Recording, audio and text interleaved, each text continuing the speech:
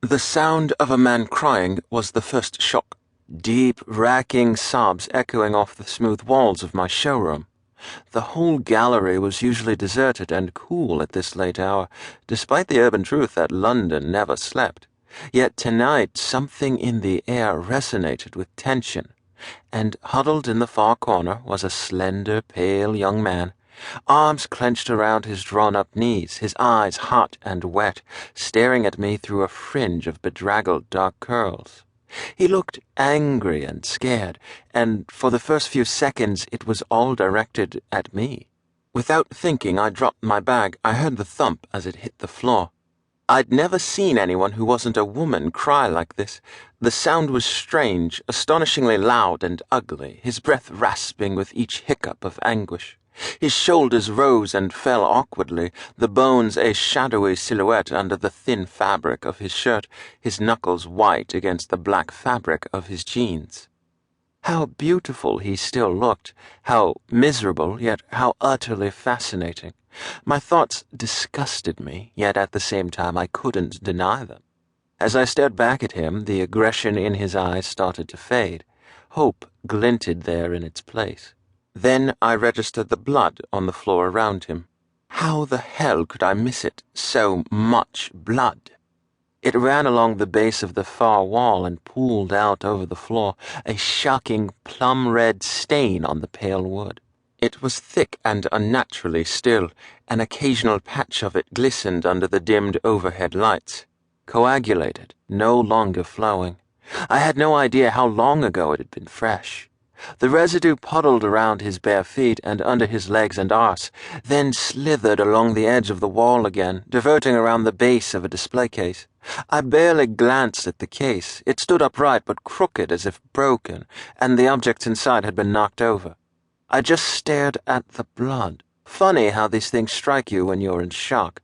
It was only after I noticed the mess that the smell hit me.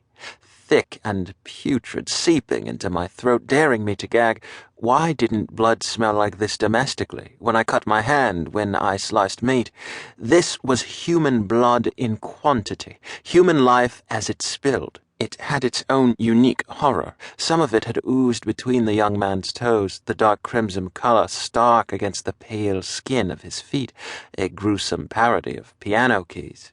He sat like an island amongst a grisly sea, a pale shadow within the dark, viscous surround. When he put a hand out to the wall and started to ease himself up, I wanted to cry out, to tell him to stay still.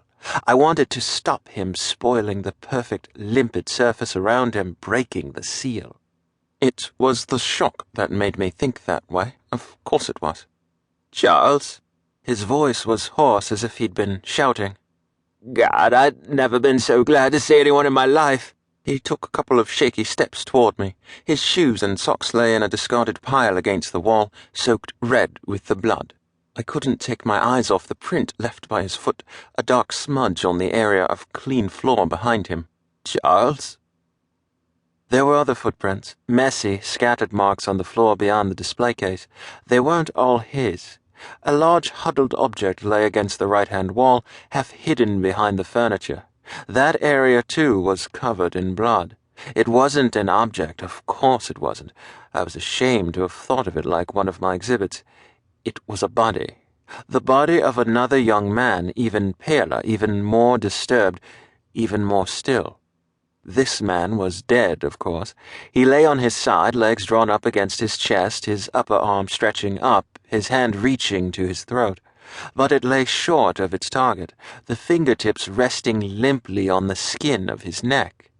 Stained dark red, all of it, the fingers, the skin, the gaping wound just below his ear. The flesh was ragged around the deep, ugly cut. The pool of blood on the floor didn't lead to this body. It had bubbled out from it.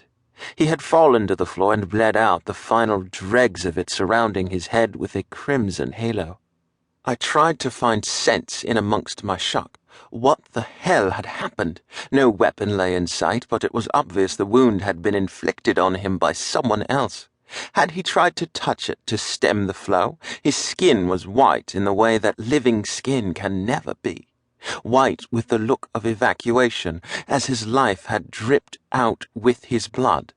His eyes were open but glassy. There was nothing in his expression to suggest how he'd faced the attack, with shock, anger, terror. The face was wiped clean of humanity, the features of a beautiful young man, but no longer a living one. And I knew him well, had known him well. I made some involuntary noise.